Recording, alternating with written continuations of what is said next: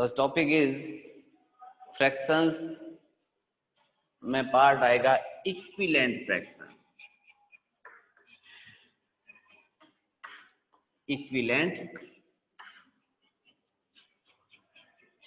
Fraction maximum part कल complete हो गया था इस टॉपिक का, है ना। आज बात करें इसके आगे और इसके अकॉर्डिंग हमने क्या देखा था, इक्विवेलेंट फ्रैक्शंस को निकालना सीखा था। लाइक मान ली मैंने एक एग्जांपल लिया 4/9 और क्वेश्चन का right any 5 equivalent fractions of 4/9। तो देखो बेसिकली एक्चुअल स्ट्रक्चर जो होती है उसके अकॉर्डिंग हमें ओवरऑल 5 नंबर्स फाइंड करने थे। ठीक है, फर्स्ट नंबर तो गिवन है अपने वो, यानी बचे कितने पास अपने पास में ओवरऑल 4। तो फर्स्ट निकालने के लिए 4/9 मल्टीप्लाई बाय 2/2, इट मीन्स 4 2 जा 8 और 9 2 जा 18। सेकंड की बात करेंगे नेक्स्ट पार्ट की, तो 3 से मल्टीप्लाई करेगा, 9 भी 3 से मल्टीप्लाई करेगा, 4 3 जा 12 और 9 3 जा 27। नेक्स्ट वन बात करूं अगर मैं, तो मान लो 4 मल्टीप्लाई बाय 4 और 9 मल्टीप्लाई बाय 4, इट गिव्स 4 4 जा 16, 9 4 जा 36। और next and last is 4 multiply by 5 और 9 मल्टीप्लाई बाय 5, 4 5 जा 20 और 9 5 जा 45। So equivalent fractions of 4/9 is equals to 8/18, 12/27, 16/36 and 20/45। In numbers को अगर मैं वापस सिंपलेस्ट फॉर्म में कन्वर्ट करता हूं तो मुझे नो डाउट सबका 4/5 ही मिलेगा। देखो 4 2 जा 8, 9 2 जा, ना, एंड 2 की टेबल से 4 टाइम, 2 की टेबल से 9 टाइम, 2 की टेबल से 4 टाइम, 2 की टेबल से 6 टाइम और 2 की टेबल ज्यादा है कि नहीं जा रहा है, तो 3 से डिवाइड होगा नेक्स्ट टाइम। ठीक है, तो ये बात तो हमने कर ली थी। ये मेथड था अपने पास में मल्टीप्लाई मेथड, बात की थी हमने कल। अब नेक्स्ट बात करते हैं डिवाइड मेथड की। तो क्या डिवाइड मेथड के थ्रू भी हम लोग लाइक टर्म्स पता कर सकते हैं कि इक्विवेलेंट फ्रैक्शंस है या नहीं? तो एक एग्जांपल लेते हैं। मोस्टली तो हमारे काम में यही चीज आती है जो हमने कर रखी थी बोर्ड पे अभी, बट सेकंड मेथड एक और है अपने पास, डिवाइड मेथड। प्रीवियस क्वेश्चन में क्या किया था हमने, न्यूमरेटर और डिनोमिनेटर बोथ दोनों नंबर्स को इक्वल नंबर से मल्टीप्लाई की थी, है ना। और जब डिवाइड करेंगे तो दोनों को इक्वल नंबर से क्या करेंगे हम लोग, डिवाइड करें। देखिए एक एग्जांपल लिखा, मान लिया मैंने 6/18, then 9/27 and last one 11/33। इनको चेक करते हैं क्या ये इक्विवेलेंट है या नहीं है। तो मुझे सब नंबर्स को सेम नंबर से डिवाइड करना पड़ेगा। तो देखो यहाँ 6 को डिवाइड करता हूं मैं 3 से, और 18 को डिवाइड भी करते हैं 3 से। सही बात है क्या अपनी ये? हो जाएगा डिवाइड, करके देखें। तो देखो 6 की टेबल से 2 टाइम डिवाइड हुआ और 3 की टेबल से 9 टाइम डिवाइड हो गया, सॉरी 3 6 18। अभी भी देखो ये 2 से डिवाइड हो रहे हैं, है ना। इट मीन्स ये लो डिवाइडेड बाय 2 और कर देते हैं, तो ये 1 टाइम गया, ये गया 3 टाइम, तो आंसर आया 1/3। आगे नेक्स्ट करके देखें। 9 को डिवाइड कर दिया मैंने डायरेक्ट 9 से, और 27 को भी डिवाइड कर दिया मैंने 9 से, तो 9 1 जा 9 और 9 3 जा 27। ये भी किसके इक्वल मिला मुझे, 1/3 के। 11/33 था, उसमें मैंने डिवाइड कर दिया इसको 11/11 से, तो 11 1 जा 11, 11 3 जा 33। इट मीन्स ये भी किसके इक्वल मिला, 1/3 के। यानी मैंने इसको डिवाइड करके सिंपलेस्ट फॉर्म में कन्वर्ट किया तो भी वो मेरा सबके आंसर क्या रहे, सेम रहे। इट मीन्स ये फ्रैक्शंस क्या थे आपस में, इक्विवेलेंट थे। यानी 6/18, 9/27 एंड 11/13 आर इक्विवेलेंट फ्रैक्शन। ये प्रोसीजर बहुत कम मिलता है हमें देखने के लिए, नॉर्मली हम लोग मल्टीप्लाई वाला प्रोसेस लगा देते हैं। एक प्रॉपर्टी और आती है इक्विवेलेंट फ्रैक्शंस की, ठीक है। जब कभी हमें ऑलरेडी टू फ्रैक्शंस गिवन होते हैं और उनको कंपेयर करके हमें ये बताना पड़ता है कि ये नंबर फाइंड करना है कौन सा। देखते हैं, एक मान लिखा इंपॉर्टेंट प्रॉपर्टी ऑफ फ्रैक्शन जो है वो है क्रॉस मल्टीप्लिकेशन।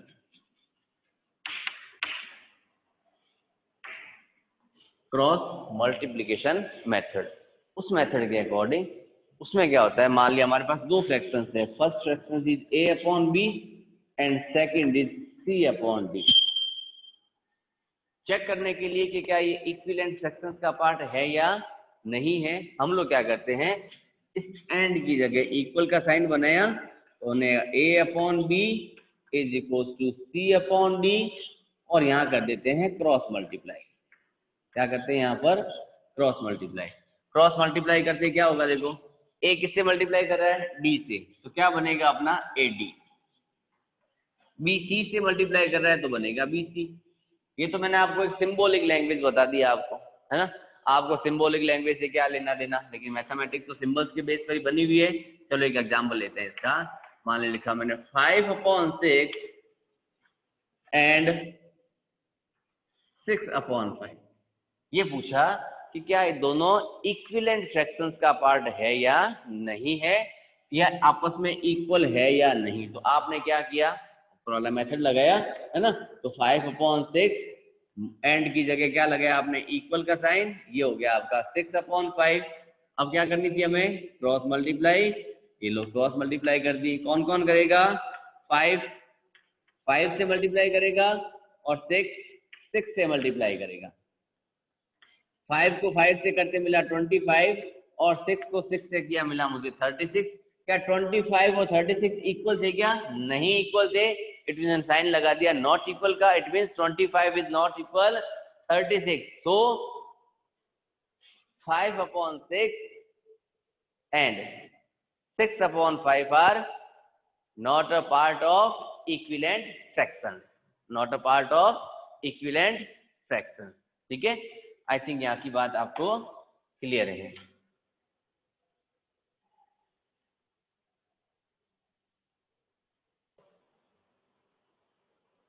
तो next example is cross multiply में क्या कहा था कि अगर मैं क्रॉस मल्टीप्लाई करूं और उसके इक्वल के लेफ्ट और राइट साइड दोनों पार्ट्स अगर इक्वल बन जाते हैं, जैसे मान लीजिए एग्जांपल लिया मैंने 5/8 एंड 10/16 और पूछा आपसे कि क्या ये इक्विवेलेंट फ्रैक्शंस है या नहीं है। तो कंफर्म करने के लिए क्या किया हमने, एंड के प्लेस पे क्या लगाएंगे, इक्वल का साइन, देन 10/16। क्लियर है ये तो, है ना। अब क्या करना था, क्रॉस मल्टीप्लाई। तो ये लो, ये हो गई क्रॉस। क्रॉस का मतलब 5 किससे मल्टीप्लाई करेगा, 16 से। तो 5 मल्टीप्लाई बाय 16, ये बीच में इक्वल ही रहेगा अपने पास। यहाँ करेगा 8 मल्टीप्लाई बाय 10। 16 ने 5 से मल्टीप्लाई किया 80 और 10 ने 8 से मल्टीप्लाई किया 80। इट मींस दोनों आपस में क्या बने, इक्वल। यानी LHS किसके इक्वल बन गया, अपने RHS पार्ट के। LHS किसके इक्वल बन गया, अपना RHS पार्ट के इक्वल बन गया। इट मींस ये 5/8 एंड 10/60 आर इक्विवेलेंट फ्रैक्शन। दोनों क्या थे, इक्विवेलेंट फ्रैक्शन थे। बात क्लियर है। अब तो क्या एक एग्जांपल और ले लें, चलो एक एग्जांपल की और बात करें और उनको कंपेयर करते हैं कि क्या वो दोनों आपस में इक्विवेलेंट है या नहीं है, क्योंकि हमें इस बात को क्लियर करना जरूरी है, अदरवाइज हमारा नेक्स्ट पार्ट कंप्लीट नहीं हो पाएगा। मान ले लिखा मैंने 5/9 एंड 30/54। ठीक है, सिंपल सा एग्जाम था, एक ले लिया हमने। चलो एंड की जगह क्या लगाएंगे हम लोग, इक्वल का साइन। यहाँ लिखा 30 और यहाँ लिख दिया मैंने 54। क्लियर है। क्या करना था नेक्स्ट, क्रॉस मल्टीप्लाई कर दें, क्रॉस मल्टीप्लाई। चलो first of all 5 multiplied with 54 and second hand में मिलेगा 9 मल्टीप्लाई बाय 30। 5 4 जा 20 का 0 कैरी 2, 5 5 जा 20 और 5 और 2 27, 9 3 जा 27। देखो 270 270 दोनों पार्ट क्या थे, इक्विवेलेंट थे। It means 5/9 and 30/54 are the equivalent fraction. चलो एक एग्जांपल और लेते हैं। मान लिया हमने लिखा 3/4 एंड 7/9। चेक करें इक्विवेलेंट है या नहीं है।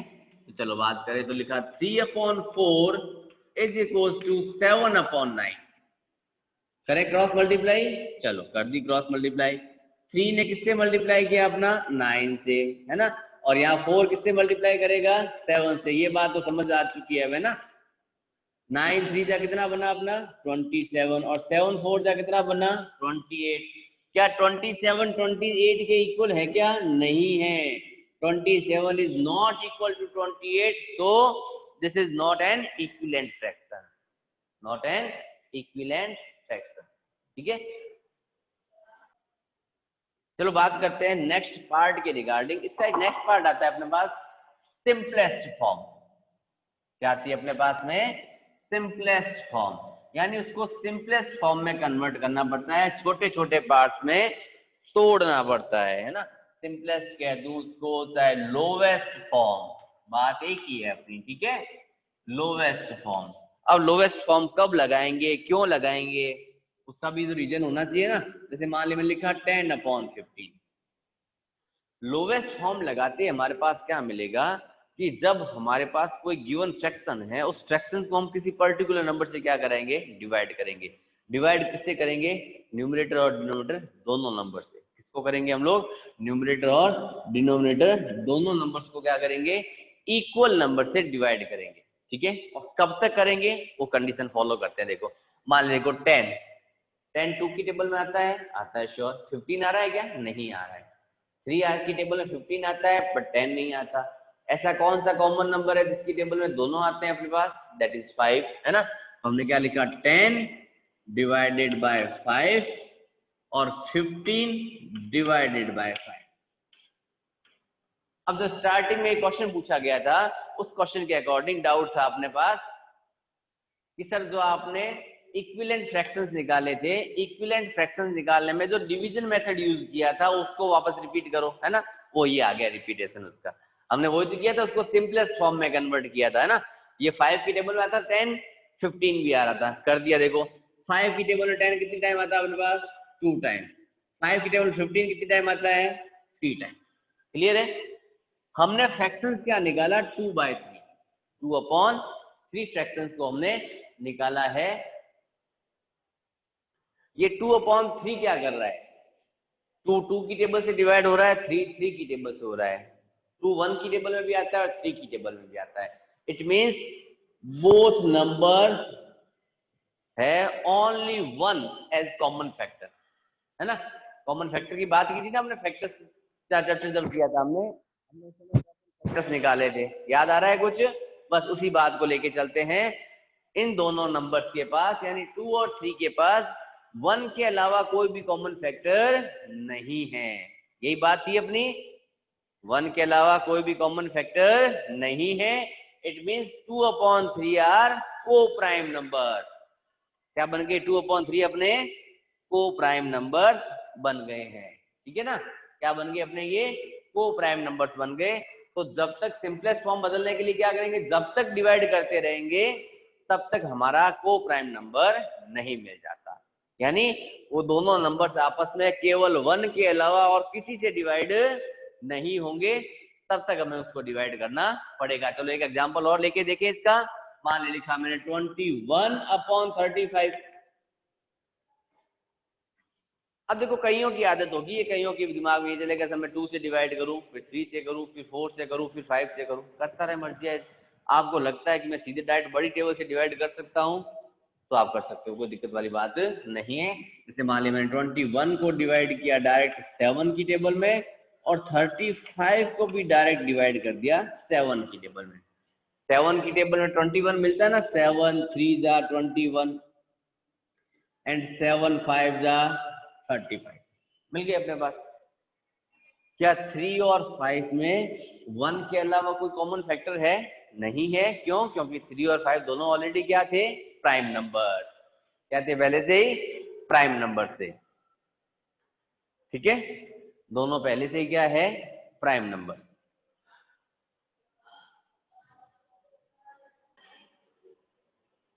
यानी कब तक डिवाइड किया हमने इसको? जब तक अपना को प्राइम नंबर नहीं मिल जाता। मैं ऐसा नहीं कह रहा कि प्राइम नंबर मिल जाए, है ना, हम ऐसा बात कर रहे हैं कि जब तक हमें को प्राइम नंबर नहीं मिलता। जैसे मान लीजिए एग्जाम्पल लिया 48/60।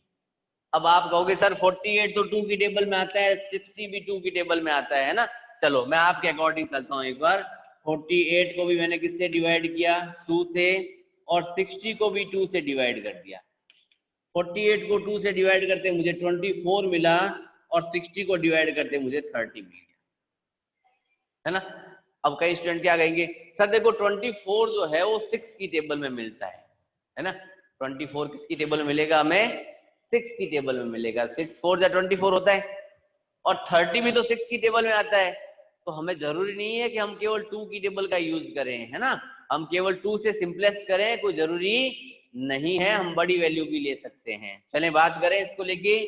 तो देखो अब इसको डिवाइड कर दूं मैं वापस, डायरेक्ट 6 से करते हैं। चलो देखो, तो 6 4 जा 24 और 6 5 जा 30। क्या 4 और 5 में 1 के अलावा कॉमन फैक्टर है क्या? देखो 4 2 की टेबल में आता था, 1 की टेबल में आ रहा है, और 4 की टेबल में आ रहा है। बट 1 और 5 की टेबल में 5 आता है और कहीं नहीं मिलता हमें ना। इट मीन्स 4 और 5 के पास no other factor other than 1, and no common factor other than 1। 1 के अलावा इसके पास कोई भी कॉमन फैक्टर नहीं है। इट मीन्स 4/5 क्या बन गया अपना? को प्राइम नंबर बन गया है। 4/5 क्या बना अपना? को प्राइम नंबर बन चुका है। ठीक है, और यही हमारी क्या थी? लोवेस्ट फॉर्म थी। आई थिंक यहां तक सब कुछ क्लियर है। चलो मूव करते हैं नेक्स्ट टॉपिक की तरफ। हमने जो क्रॉस मल्टीप्लिकेशन मेथड देखा था, उस क्रॉस मल्टीप्लिकेशन मेथड का अब यूज करते हैं। ठीक है, उसमें मैंने क्या कहा था? हमें चेक करना था, केवल हमें सिर्फ क्या करना था? चेक करना था कि वो इक्विवेलेंट फ्रैक्शंस का पार्ट है या नहीं है ना। अब मैं आपको कुछ क्वेश्चन लिख के दूं, आप अपने आप रेक्टिफाइड करके देखो अपनी कॉपी में, और मैं यहाँ करता हूँ। मान ले लिखा मैंने ये इक्विवेलेंट फ्रैक्शंस का पार्ट है, और रिप्लेस एक्स यानी एक्स अननोन नंबर हो गया अपना, है ना।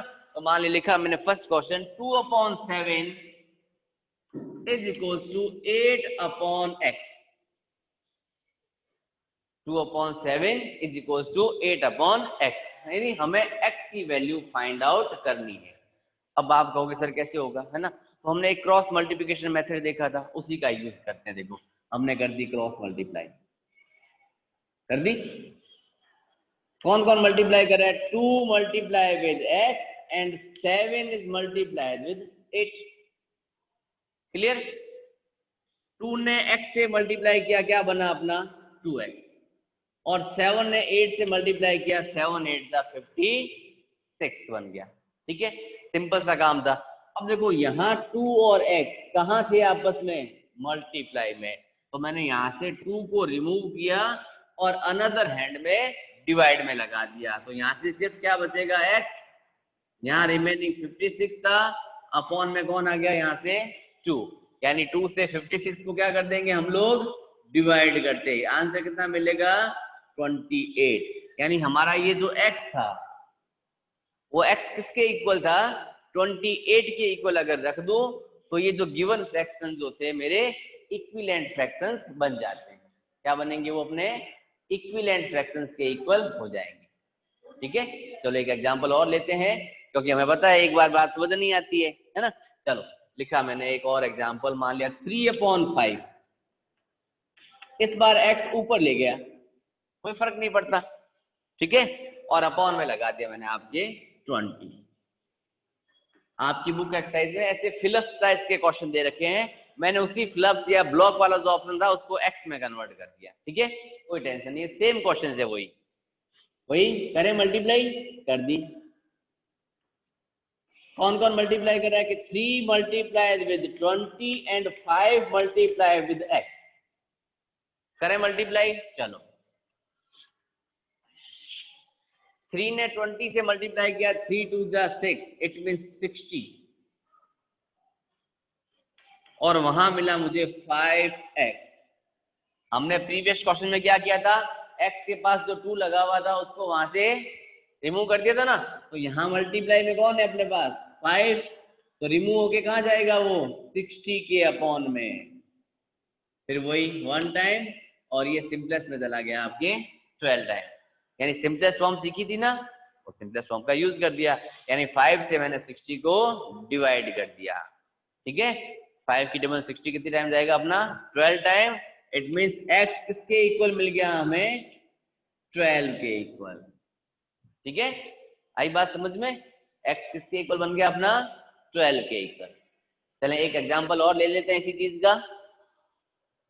चीज का एक एग्जांपल और लेते हैं हम लोग, और फिर देखते हैं कि x की वैल्यू कैसे फाइंड आउट होती है। आप अपनी बुक में से प्रैक्टिस करके देखना, बाकी PDF आज ही मिल जाएगी आपको, ठीक है, आज तक के वर्क की, इस चैप्टर में आज तक का जितना भी पार्ट था सब आज ही आ जाएगा आपके पास। मान लीजिए लिखा एक एग्जांपल मैंने 4/7 is equals to x/28, x/28, मतलब वही प्रोसीजर है ना, क्रॉस मल्टीप्लाई कर दें, कौन कौन मल्टीप्लाई कर रहा है आपस में, 4 multiply with 28 and 7 multiply with x, simple सा काम था, है ना। अब देखो आपको लगता है कि सर मैं इसको मल्टीप्लाई क्यों करूं, मत कर, तेरी इच्छा है, तेरी बात मानते चलो। यहाँ मल्टीप्लाई में था ना, हमने क्या कहा, जो इस x के मल्टीप्लाई में है वो उठ के इसके डिवाइड में जाता है ना, भेज देते हैं, चलो तो x तो रह गया बाहर, इन दोनों के डिवाइड में कौन चला गया 7, पहले हमने मल्टीप्लाई करके दे दिया था आपको, अब विदाउट मल्टीप्लाई उठा दिया मैंने। अब देखो 7 1 जा 7, 7 4 जा 28 बनता है अपने पास, रिमेनिंग क्या रहेगा 4 ऊपर था, एक 4 और आ गया अपने पास, 4 4 जा 16, यानी x किसके रिप्लेस हो गया 16 से, x किससे रिप्लेस हुआ है 16 से रिप्लेस हो चुका है अपना। तो आज के लिए इतना ही कुछ, बाकी नेक्स्ट क्लास में बात करेंगे